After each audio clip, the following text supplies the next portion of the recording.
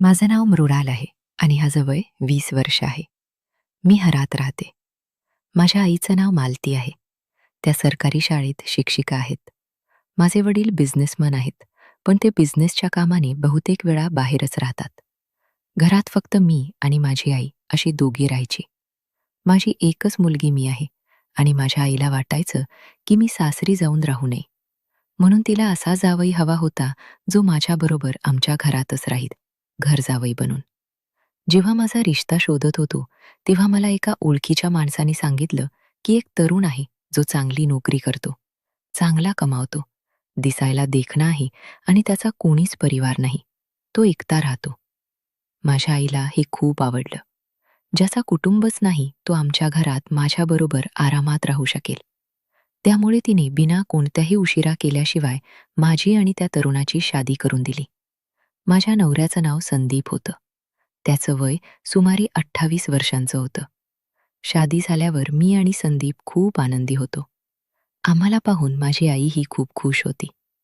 मी बँकेत नोकरी करते. संध्याकाळी जेव्हा माझी आई शाळेतून घरी येत असे, तेव्हा मी आणि संदीप आमचं काम आटपून घरी येत असू.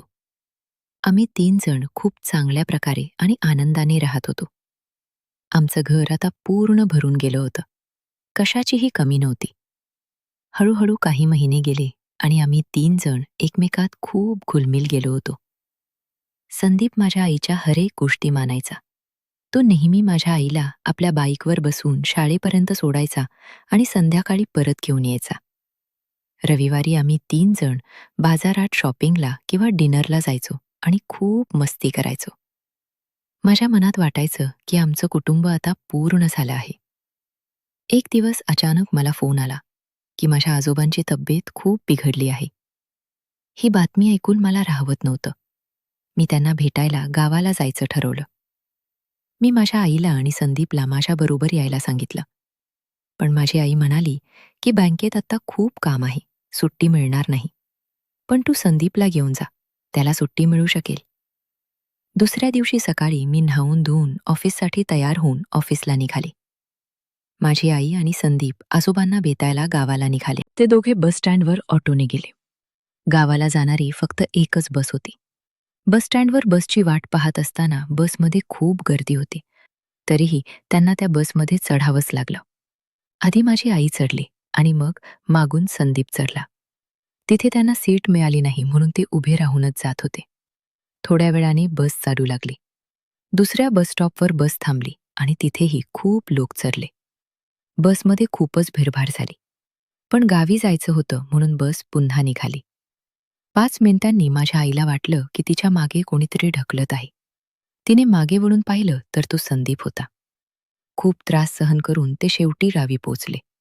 तिथे पोचल्यावर माझी आई आजोबांना भेटली आणि माझ्या मावशी भाभींनाही भेटली. ते सर्वजण खूप वेळ बोलत राहिले. दुसऱ्या दिवशी सकाळी ते घरी परत निघाले. जानेवारीचा महिना होता आणि थंडी खूपच वाढली होती.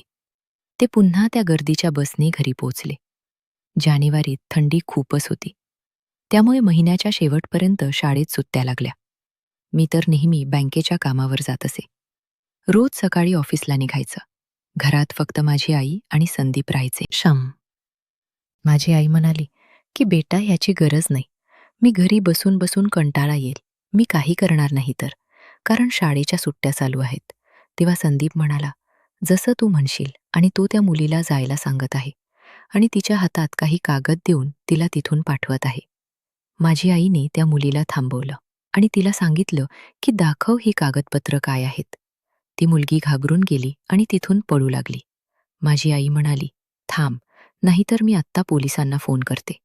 ती घाबरली आणि घाबरून सगळी सत्य गोष्ट सांगितली. तिने सांगितलं की मी संदीपची बायको आहे आणि तुझ्या मुलीशी संदीपने फक्त पैशांसाठी लग्न केलं होतं आणि त्याने या घराची प्रॉपर्टी तुझ्या मुलीकडून सही करून घेतली आहे. हे घर जेव्हा तू तुझ्या मुलीच्या नावे केलंस, तेव्हापासून ते आजपर्यंत संदीप याच्या मागे लागला होता की कसं तरी ही प्रॉपर्टी आपल्या नावे करावी. मग माझी आई म्हणाली की बरं झालं. मग तू इतके दिवस कुठे होतास आणि तू याचं साथ का दिलंस? इतक्यात संदीप कुठेतरी पळून गेला. माझी आईने लगेच पोलिसांना फोन केला. पण संदीप पकडला गेला नाही आणि माझी आईने त्या मुलीला म्हणजे संदीपची बायकोला 2 दिवस जेलमध्ये ठेवलं, की कदाचित तो तिला सोडवायला येईल. पण संदीप तिला वाचवायला आलाच नाही. इतका स्वार्थी मुलगा मी आयुष्यात पहिल्यांदाच पाहत होतो. जेव्हा मी संध्याकाळी घरी आलो आणि माझ्या आईने मला ही सगळी गोष्ट सांगितली, तेव्हा माझं हृदय दुखायला लागलं. मला विश्वासच बसत नव्हता. मी संदीपवर इतका विश्वास ठेवलो होतो, की त्याने मला कागद दाखवला तेव्हा मी न वाचता सही करून दिली. माझ्या मनात खूप वाईट आणि दुःख वाटत होतं. माझ्या डोळ्यात अश्रू भरून आले. आम्ही 3 जण खूप आनंदात होतो. रविवारच्या शॉपिंगच्या मेजवानी, बाईकवरून शाळेपर्यंत जाणं, संध्याकाळची गप्पा, सगळं आठवत होतं. आणि आता हे सगळं एका फसवणुकीत बदललं होतं. मला वाटायचं की मी किती मूर्ख होते की त्याच्यावर अंधविश्वास ठेवला. मग मी माझ्या आईला सांगितलं, की "आई, या मुलीचा यात काही दोष नाही. दोष ज्याचा आहे तो तर माहीत नाही कुठे पळाला आहे. मग सजा आम्ही या निरपराध मुलीला का देत आहोत?" माझ्या आईनाही माझं म्हणणं पटलं. तिनेही विचार केला, की "हो, तू बरोबर बोलतेस." मग आम्ही त्या मुलीला जेलमधून सोडवून दिलं. ही घटना माझ्या आयुष्यात कायमची शिकवण ठरली. माझ्या मनात आता नेहमी वाटतं, की कोणावरही न ओळखता, न समजता विश्वास ठेवू नये.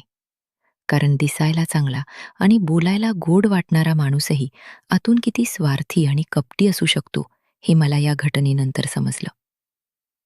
माझ्या आईच्या धैर्याने आणि तिच्या समजूतदारपणाने आम्ही या मोठ्या संकटातून बाहेर पडलो.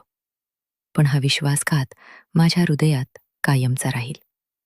शम